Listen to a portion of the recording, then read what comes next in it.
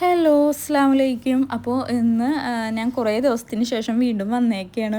ഇതിപ്പോൾ നോമ്പിനൊക്കെ മുമ്പ് എടുത്തതാണ് ഒരു വീഡിയോ ആണ്. എൻ്റെ ഒരു ഡെയിലി രാവിലത്തെ ഒരു റൂട്ടീനാണ്. അപ്പോൾ രാവിലെ തന്നെ ഞാൻ ഇന്നലെ രാത്രി തന്നെ ഇഡലിക്ക് അരച്ച് വെച്ചിട്ടുണ്ടായിരുന്നു. ആ ബാറ്റർ ഉണ്ടായതുകൊണ്ട് ഇഡലി ഉണ്ടാക്കാം. അപ്പോൾ മോനിക്ക് സ്കൂളിലും അത് മതി എന്ന് പറഞ്ഞിട്ടുണ്ട്. അപ്പോൾ അതൊക്കെ ഉണ്ടാക്കി ചായയൊക്കെ വെക്കലും പിന്നെ അതിന് വേണ്ട ചമ്മന്തി ഉണ്ടാക്കുകയും ആണ് ചെയ്യണത്. അപ്പോൾ അതൊക്കെ വേഗം ചെയ്ത് മോനെ വിടാനുള്ള തിരക്കിലാണ്. രാവിലത്തെ നേരം എപ്പോഴും നല്ല തിരക്കായിരിക്കും. ഇന്നിപ്പോൾ മോൾ എണീറ്റിട്ടില്ല.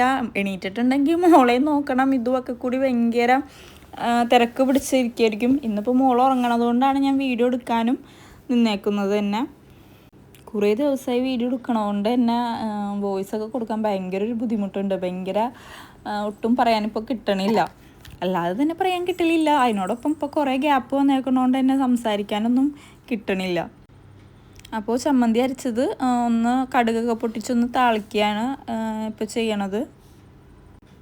അപ്പോൾ ഫുഡൊക്കെ ഉണ്ടാക്കി വെച്ചതിന് ശേഷം ഞാൻ മോൻ്റെ യൂണിഫോമൊക്കെ അയൺ ചെയ്തെടുത്ത് വയ്ക്കുകയാണ്. അപ്പോൾ മോനെ രാവിലെ എണീക്കുന്നതിന് മുമ്പേ തന്നെ ഞാൻ അവൻ്റെ എല്ലാനും റെഡിയാക്കി വെച്ചിട്ടേ അവനെ ഉറക്കത്തിൽ നിന്ന് വിളിക്കുകയുള്ളൂ.